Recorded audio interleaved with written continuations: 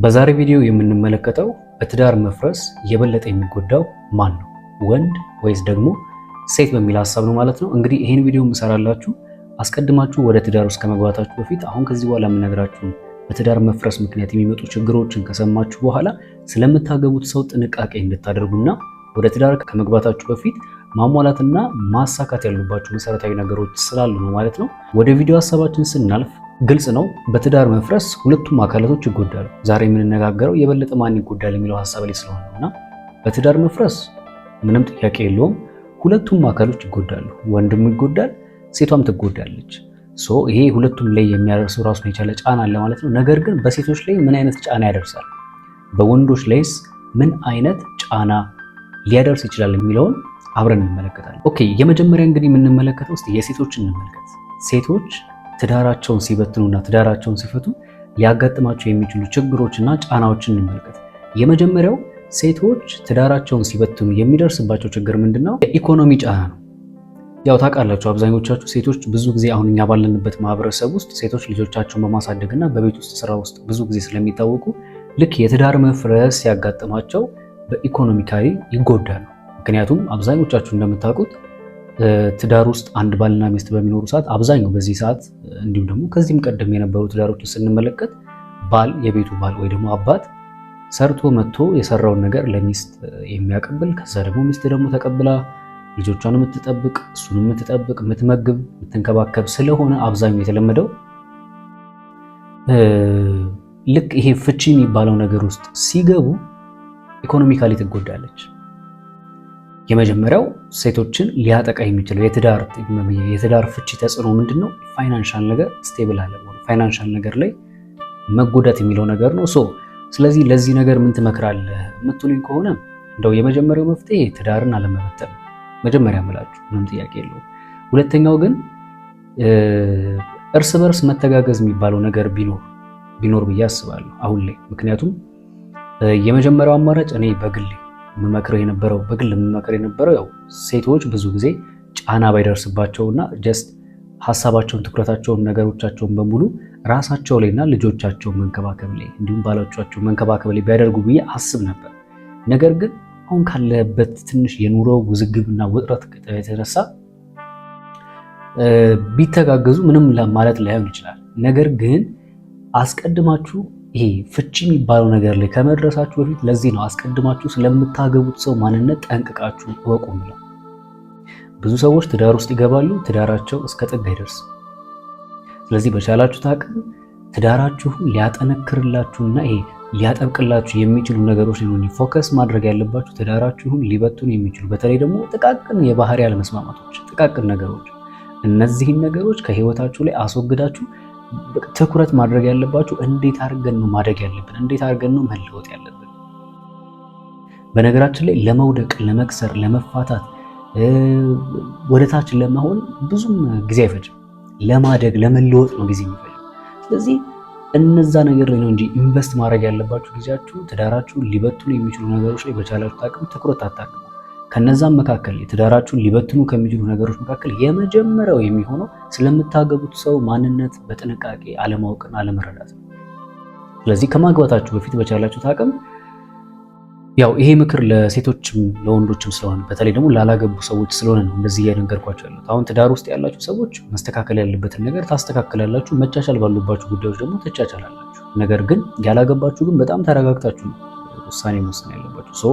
የምታገቡትን ሰው ማንነት ለይታችሁ ወቁ። ስለዚህ በመጀመሪያ ደረጃ በትዳር መፍረስ ከሚጎዱ ሰዎች መካከል ሴቷ ናት። ሴቷ የመጀመሪያ በምን ትጎዳለች? በኢኮኖሚካሊ። ምክንያቱም ብዙ ጊዜ ሴቶች አሁን ባለንበት ማህበረሰብ ውስጥ ልጆችን መንከባከብ፣ ቤትን መንከባከብ፣ ባልን መንከባከብ፣ ቤት ውስጥ ያለውን አክቲቪቲ የሚሰሩ ስለሆኑ የመጀመሪያው ልክ ከባላቸው ጋር በሚፋቱ ሰዓት ይኖር የነበረው የኢኮኖሚ አቅርቦት ይቋረጣል ማለት ነው። በዚህ ሰዓት ላይ ችግር ውስጥ የመውደቅ ነገር አለ። ስለዚህ የመጀመሪያው በኢኮኖሚካሊ በትዳር መፍረስ የተነሳ ሴቶች ሊጎዱ ይችላሉ።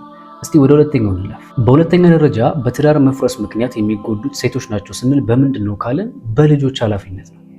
ምክንያቱም ብዙ ጊዜ አይታችሁ ከሆነ ባሎች ወደ ስራ በሚሄዱባቸው ታይሞች ላይ ወይ ደግሞ ቤት ውስጥ በማይኖሩባቸው ሰዓቶች ላይ ልጆች ብዙ ጊዜ ጊዜያቸውን የሚያሳልፉት ከእናቶች ጋር ነው። በዚህ ሰዓት ላይ ትዳር ፍቺ በሚፈጠር ሰዓት ላይ አብዛኛውን ጊዜ ልጆች ከእናት ጋር ነው የሚሆኑት። ከእናት ጋር በሚሆኑ ሰዓት ላይ ሴቶች ወይ ደግሞ እናቶች ልጆችን የማሳደግ ኃላፊነት ላያቸው ላይ ይወድቃል። ልጆችን የማሳደግ ኃላፊነት ላያቸው ላይ ሲወድቅ ደግሞ ቅድም እንደነገርኳችሁ መጀመሪያ ላይ ብዙ ጊዜ ባሎች ናቸው ፋይናንሻል ነገር ላይ ቤታቸውን ሰፖርት የሚያደርጉት። ያ ነገር ይቋረጣል። ያ ነገር በሚቋረጥ ሰዓት እንግዲህ ያስቡት፣ ፋይናንሻል ነገር ስቴብል ባልሆነበት ሰዓት ወይ ደግሞ ባልተረጋጋ ሰዓት ወይ ደግሞ ጥሩ ባልሆነበት እንደገና ደግሞ የልጆች ኃላፊነት ተጨምሮ ለብቻ ራሱ ማሳደጉ በራሱ ሀሳብን ሳይኮሎጂካል ራሱ ይጎዳል። ስለዚህ በሁለተኛ ደረጃ የልጆች ኃላፊነት በትዳር ፍቺ ውስጥ ሴቷን እጅግ በጣም የሚጎዳት። ስለዚህ ሴቶች በቻላችሁት አቅም ትዳራችሁን ሊያፈርሱ ከሚችሉ ነገሮች በቻላችሁት አቅም እናንተም ራቁ፣ የትዳር አጋራችሁንም በቻላችሁት አቅም ከእንደዚህ አይነት ነገር እንዲርቅ አበረታቱ ማለት ነው። እስቲ ወደ ሶስተኛው እናልፋለን። ኦኬ፣ በሶስተኛ ደረጃ በትዳርን መፍታት ሴቶች ላይ ከሚያደርሰው ጉዳት መካከል ምንድን ነው ከተባለ ማህበራዊ ጉዳት ነው። ማህበራዊ ጉዳት ማለት ሴቶች ብዙ ጊዜ ባሉበት በባህል ውስጥ አላር ላይ ወግ፣ ባህል፣ አስተዳደግ የሚባሉ ነገሮች ውስጥ የፈታች ሚስት መባሏ በራሱ የፈታች ሴት ናት መባሉ በራሱ ትንሽ ስነ ልቦና ላይ ጫና የሚፈጥርባቸው ጊዜያቶች አሉ። ስለዚህ በሶስት ነገሮች በዋናነት በሶስት አሁን በነገርኳችሁ በሶስቱ ነገሮች ሴቶች ይጎዳሉ። የመጀመሪያው ኢኮኖሚካሊ ነው፣ ይደቃሉ፣ ከሚባለው በላይ ይከብዳቸዋል። ሁለተኛ የልጆች ኃላፊነት፣ ልጆችን ለብቻዋ ወስዳ የማሳደግ ኃላፊነት ውስጥ ትገባለች። ሶስተኛ ደግሞ ማህበራዊ ተጽዕኖ፣ ሰዎች ስለሚያወሩት ሰዎች ስለሚናገሩት ነገር በእንደዚህ አይነት ነገሮች ላይ ጫና ይደርስባታል። በዚህ ሰዓት ትጎዳለች ማለት ነው። ስለዚህ የትዳር ፍቺ የሚባለው ነገር በጣም መጥፎና አስቀያሚ ነገር ነው። እስቲ ቀጣይ ደግሞ ወንዶች በምንድን ነው የሚጎዱት የሚለውን ነገር እንመልከት። በነገራችን ላይ ብዙ ጊዜ አንዳንድ ሰዎች ምን ብለው ያስባሉ? በትዳር ፍቺ መካከል ሴቷ ብቻ ናት የምትጎዳው፣ ወንዱ ምን ይጎዳል፣ ምን ይሆናል የሚባል ነገር አለ እና እንደዛ አይደለም እውነታው በጣም ብዙ ጥናቶች ተደርገዋል። ብዙ ጊዜ ወንዶችም ራሱን የቻለ ጉዳት ይደርስባቸዋል በትዳር ፍቺ የተነሳ ማለት ነው። እስቲ የወንዶቹ ደግሞ ችግር ምንድን ነው ወይ ደግሞ ምን አይነት ጉዳት ነው የሚጎዱት የሚለውን ነገር በቀጣይ እንመለከታለን። የመጀመሪያው ወንዶች የሚጎዱት ምንድን ነው?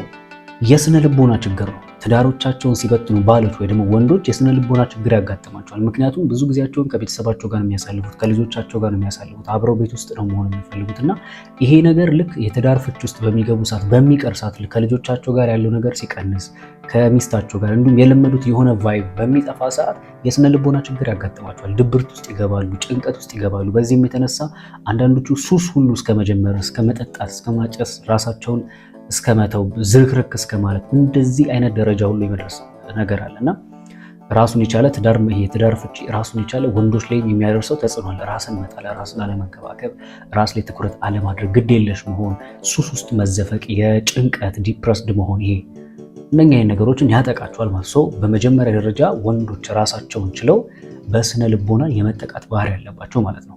ወደ ቀጣዩ እናልፋለን። በሁለተኛ ደረጃ ወንዶች ትዳራቸውን ሲፈቱ የሚደርስባቸው ጉዳት ምንድነው? የቤት ውስጥ መቃወስ ነው። የቤት ውስጥ መቃወስ ምን ማለት ነው?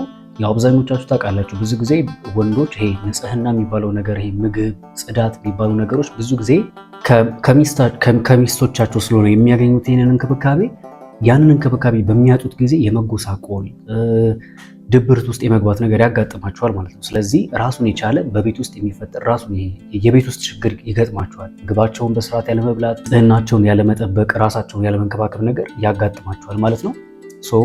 ወንዶችም ራሱን የቻለ ጉዳት ይደርስባቸዋል ማለት ነው። እስቲ ቀጣዩ እንመልከት። በሶስተኛ ደረጃ ወንዶች ትዳራቸውን ሲበትኑ የሚደርስባቸው ችግር ምንድን ነው? ከሆነ ማህበረሰብ መገለል፣ ከሆነ የሆነ ፍላጎት ማጣት፣ ለነገሮች ስልቹ መሆን አይነት ባህሪ ይገጥማቸዋል። ለምን ካላችሁ ብዙ ጊዜ ወንዶች ልጆች ይኖራቸዋል አይደል? በትዳር ውስጥ የለመዱት የሆነ ነገር አለ። ያንን ነገር በሚያጡ ሰዓት ድብርት ውስጥ ይገባሉ። ድብርት ውስጥ ሲገቡ ደግሞ ብዙ ጊዜ ሰዎችን ማግኘት አይፈልጉም። አይምሯቸው ለብቻቸው ሆኖ ነገሮችን እንዲያብሰለስሉና ከራሳቸው ጋር ሌላ ዓለም ውስጥ እንዲገቡ የሚያደርጋቸው። ስለዚህ ወንዶችም ራሳቸውን ችለው በትዳራቸው ላይ መፍረስ ሲያጋጥማቸው ራሱን የቻለ ችግር ውስጥ ይገባሉ ማለት ነው። በዚህ የተነሳ እነሱም ይጎዳሉ ማለት ነው። አንድ የመጨረሻ የምነግራችሁ ግን በባልና በሚስት ትዳር መፍረስ ምክንያት ደግሞ ልጆችም በዚህ አጋጣሚ እንደሚጎዱ ማወቅ አለባችሁ። የጋራ ጉዳት ነው ደግሞ ባልም ሚስትም ትዳራቸውን ሲበትኑ የጋራ ጉዳቶች ያጋጥማቸዋል። ከነዛ ጉዳቶች መካከል የልጆች ችግር ነው፣ የልጆች ስቃይ ነው። ልጆች የአባትና የእናታቸው ግንኙነት በሚቋረጥበት ጊዜ በመካከል ቤት የመሳቀቅ ነገር ይኖራል። ከእናት በኩል ከአባት በኩል የሚመጡ ወቀሳዎች ይኖራሉ፣ የሚመጡ ግፊቶች ይኖራሉ። መሳቀቅ በመካከል ቤት በጣም ነው የሚሰቃዩ። ሁለተኛው ደግሞ የሀብት መባከን ነው። ባልና ሚስት የሰበሰቡት ሀብት ልክ በፍቺ ምክንያት በሚበተን ሰዓት ላይ ይባክናል ማለት አላስፈላጊ ወጪዎች ይመጣሉ። አብሮ ተባብሮ ማደግ የሚባለው ነገር መኖር ሲገባ ነገር ግን ሀብቱ ይጎላል ማለት ነው። ይሄ ደግሞ ራሱን የቻለ ትልቅ ተጽዕኖ አለው። ስለዚህ በዛሬ ቪዲዮ የምናጠቃልለው ምንድነው? እባካችሁ በቻላችሁት አቅም ወደ ትዳር ዓለም ከመግባታችሁ በፊት ነገ ላይ ገብታችሁ ትዳር ፈታችሁ የማይሆን ነገር ውስጥ ከምትገቡ እና ዋጋ ከምትከፍሉ በቻላችሁት አቅም ወደ ትዳር ከመግባታችሁ በፊት ስለምታገቡት ሰው ማንነት ጠንቅቃችሁ በመካከላችሁ ፍቅር ሳይኖር አትጋቡ። በጣም ብዙ ሰዎች በመካከላቸው ሪል የሆነ ፍቅር ሳይኖር ትዳር ይመሰርታሉ። ከዛ በኋላ ትዳር ውስጥ ከገቡ በኋላ እድሜ ልክ ከዛ ሰው ጋር እየተያዩ በቃ ሌላ የተለየ ሳይሆን በቃ በህይወታቸው ላይ ያ ሰው ብቻ ስለሆነ የመሰልቸት ባህሪና ያለመፈለግ ባህሪ አለ። ስለዚህ እባካችሁ በቻላችሁት አቅም ስለምታገቡት ሰው ማንነት ጠንቅቃችሁ የማትፈቃቀሩ ከሆነ ትዳር ውስጥ እንዳትገቡ። መቻቻል የማትችሉ ከሆነ ባህሪያችሁ የማይስማማ ከሆነና መጣጣም መግባባት የማትችሉ መስሎ ከተሰማችሁ በቻላችሁት አቅም ትዳር ውስጥ እንዳትገቡ ለማለት እፈልጋለሁ። ምናልባት በግል የማማከር አገልግሎት ማግኘት የምትፈልጉ ሰዎች ያው ስክሪን ላይ ያስቀምጥኩላችሁ ዩዘር ኔም ለቴሌግራም ተጠቀሙት። ስልክ ቁጥሩን ደግሞ ለዋትሳፕ፣ ለኢሞ፣ ኮሜራሜ መታችሁ ልታወሩኝ ትችላላችሁ ማለት ነው። ቪዲዮ ከተመቻችሁ ላይክ አድርጉ። እንዲሰራላችሁ የምትፈልጉት ሀሳብ ካለ ኮሜንት ላይ አስፍሩልኝ። እስከዛው ግን መልካም ጊዜ